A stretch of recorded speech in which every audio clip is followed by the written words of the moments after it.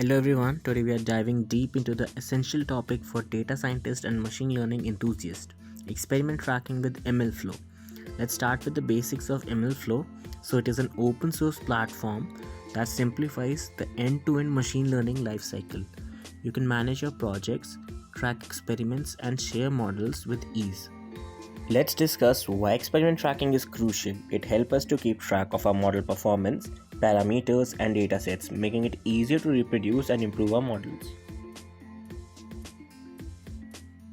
We will see how to log TensorFlow model with MLflow, do experiment tracking with MLflow, and how we can load logged model and do predictions with live data.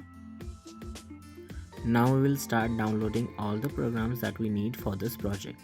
First, we are going to install Python. The Python version that I am downloading is Python 3.10.11.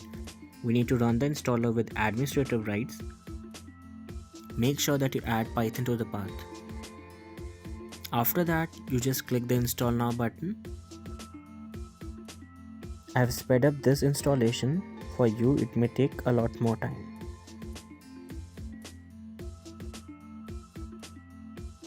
As we can see, it is successfully installed. Now I will install VS Code. Do not run this executable with administrative rights. Just click on I accept and next.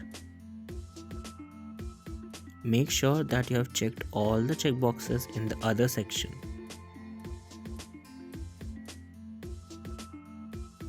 I have sped up the installation part. Now we will start VS Code and install some extensions.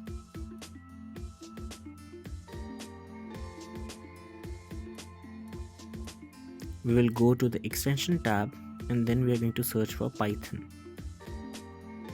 We will install the official Microsoft extension. Now we will search and install Jupyter. Make sure that you are installing the extensions from Microsoft only. After we install the extensions, we can close VS Code for now.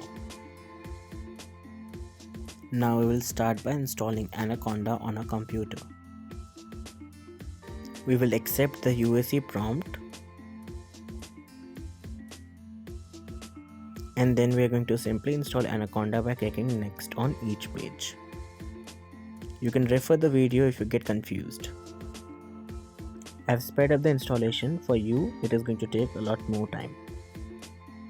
Do not close this window when the installation is going on because you may think that it may be stuck, but it is not.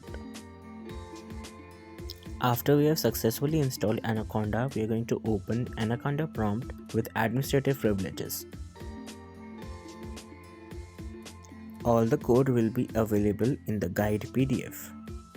We are going to use Anaconda to create a new environment. We will type conda create -n environment name in Python, and we are going to specify the version.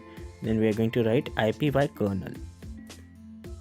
After some time, Anaconda is going to ask you if you want to download the dependencies or not.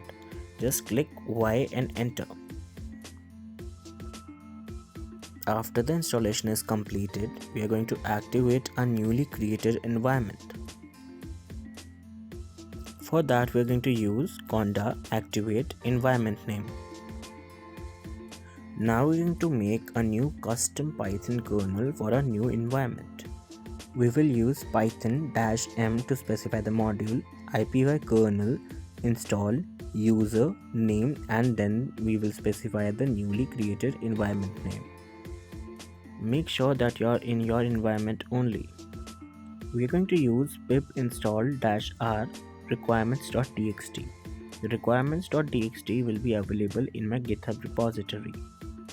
This will install all the dependencies and make sure that the version is correct. Because if you install the latest version, there is a possibility that the code doesn't work or they become incompatible with MLflow. We will use TensorFlow 2.12.0. Make sure that you have installed the same version only, because if you have not, then there's a possibility that it is not compatible with MLflow Autolog. After this, I will clone my GitHub repository All the important details and notes are already uploaded in the GitHub repository. This includes the complete Jupyter notebook as well. I have completed installing my files and now I will extract them on my desktop. Now I will open VS Code and open my folder. I will use Ctrl+K, Ctrl+O to open the extracted folder. After that is done, I'm going to open my Jupyter notebook file. If you get a prompt like "Do you trust this author?", just click on all files and accept. After all of this is done, we are going to select the kernel.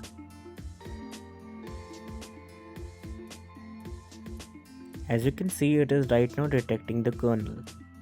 Now we are given a chance to select a kernel. I'm going to open my Jupyter notebook kernel. Make sure that you do the same. And you are now all set. Now we are required to open MLflow. For that, I'm going to open an administrative privilege anaconda prompt and I'm going to activate my environment. After that, I'm going to write MLflow UI and press enter. This command will start MLflow on localhost port 5000. Just copy the link and open it in the browser. Now we will start running the code one by one in the Jupyter notebook. In the first block, we are just importing the modules. We need to make sure that we are running Python from a newly created environment. For that, I'm going to import sys and I'm going to write sys.executable. This is going to tell me the path from where Python is being executed. And we can see that Python is running from a newly created environment only. As we can see, we have selected the correct kernel. In the next block of code, we are just printing out the Python version. If you see a different version of Python installed, don't worry, this environment is created by Conda, so this could be possible. We can see in the select kernel page that we are using the Conda environment Python version only, which is Python 3.10.13. In the next block of code, we are going to see what is the TensorFlow version. Make sure that your version matches with the video, because if it doesn't, then the autolog feature of MLflow will not work. Make sure that the TensorFlow version is between 2.3.0 to 2.12.0. Anything other than that is not compatible with MLflow autolog method. Then in the next block of code, we are just going to print the MLflow version. Now in the next block of code, we are simply loading the data. We are loading the data from TensorFlow Fashion MSet. It has different closed dataset like t-shirt, shirt, pant. It also has shoes and bags. In the next line, I'm just creating train test label and data separately. And in the next line, you're able to see the class name like t-shirts. From this block of code, we are calling the load data method. Right now it is downloading some dataset from the internet. This process may take some time according to your internet connection. I will speed up this part of the video. After this, I am printing the shape of the dataset that we have just now downloaded. We can see that train images are 60,000 with this shape and the test images are 10,000 with this shape. In the next block of code, what I am doing, I am dividing the images into validation and test. So we can see while building what is the training loss, what is the validation loss, and separately we will do the model validation on test data. I am going to call the function and then print the validation set. So both validation and test set contains 5000 images. Now we will perform some basic pre-processing of the data. So basically what I am doing, I am just scaling the images. You may do more pre-processing if you want. In this method, first we are checking the pixel size. Like what is the actual size of the image. Here we can see that we have 0 to 255. This will be the pixel size. And now we need to scale it from 0 to 1, so for this I have created this function. So I will run this method for all the train images, validation images and test images.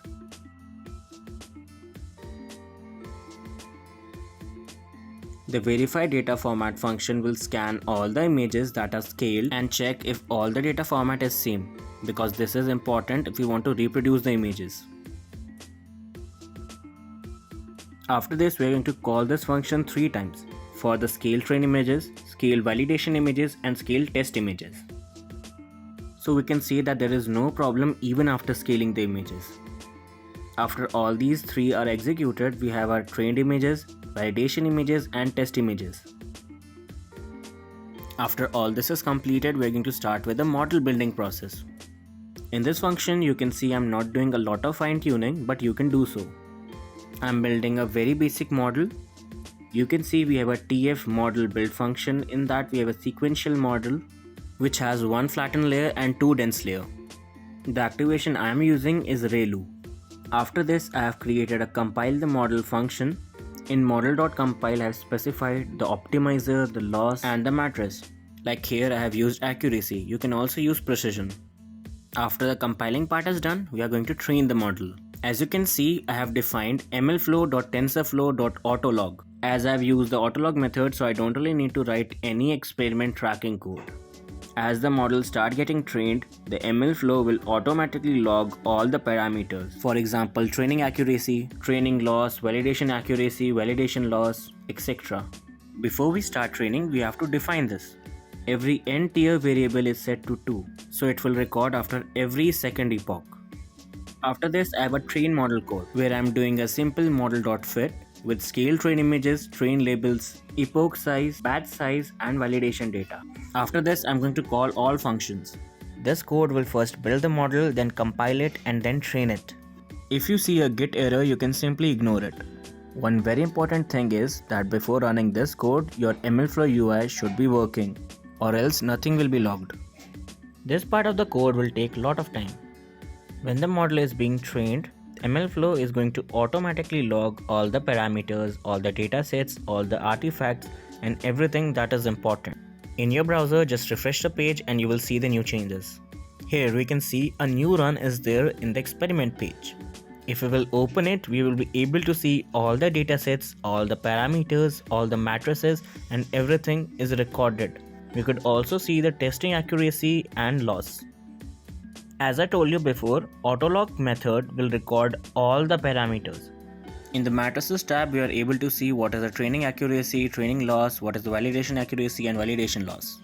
If we want to record and do model training manually, then we have to decide what all parameters we want to record. This makes it highly customizable but a little bit more complex than autolog. So for doing this, we need to calculate what is the training loss, what is the training accuracy, what is the validation loss, what is the validation accuracy and so on. We can see the training accuracy is 91% and the validation accuracy is 87%. The test accuracy is coming out to be 85%. Now we are going to do predictions. For that, I am passing the test images in the model.predict function. We will get ND-array as output. So from this we want the maximum number, so we are going to use numpy module for that. We will do numpy.argmax and we are going to pass the predictions. We got an output of 2. This means that number on the second index position is the greatest. It is correct because both the output of numpy and test.label is 2. We can see the class name is t-shirt/top. I have created a TF experiment tracking function in which I am going to define what all things I want to record and what all things I don't want to record. One very important thing while doing manual tracking is we need to calculate the model signature. For calculating the signature, I am going to import mlflow.model.signature and from that I am going to import info.signature method. In the info signature method, I am going to pass scale test images and model.predict data. I am using datetime module for creating timestamp of the experiment. If I am running the code today and I am running the code tomorrow, so I should get 2 different experiments. So for that, I am appending the date time with it. When I'm going to call this function, it is going to start with manual tracking. So now it will quickly log our model. Now we can see in the experiment section that new run has been created with live data. We can see that we have only logged 2 parameters. If you want to load the model from MLflow and do predictions on it, then you are going to use this function. But don't run it right now. If you are going to run this, you are going to get error because the run ID is not there in your MLflow experiments. You have to configure it with the correct run ID. For getting the correct run ID, just open MLflow and go in the artifact sections. You will see the run ID for that experiment over here. Simply copy this value and paste this in the code. As I told you before, if you are going to run this without changing the value, then you are going to get an error. To resolve this error, simply paste the correct run ID. We will see a similar ND-array as output. Then we can do our normal predictions over it. Get the largest value from numpy and then check if the numpy output is similar to the test label output. If they are similar, then we have done everything correctly. we can get all the important prediction data from this. We just have to simply run all the block of code. Now we're going to see the output of the manual tracking mode model. We can see our two parameters, our 6 matrices, and the artifacts. If we will click on any of the matrices, we will be able to see a graph. This is a really cool feature of MLflow. As we can see all the data in a graphical manner. We can change the parameters to get a different graph, which makes data manipulation also easy. In the artifact section, we are able to see all the YAML files on the configuration files and the model. It will also track all the versions of the modules that we have used. Now we will see how you can edit charts. Now you can select the data for which you want to see a graph. See, it's that simple. And this is one of the reasons why MLflow is so reputed and so easy to use. Thank you. Hope you enjoyed this video and learned something new about MLflow.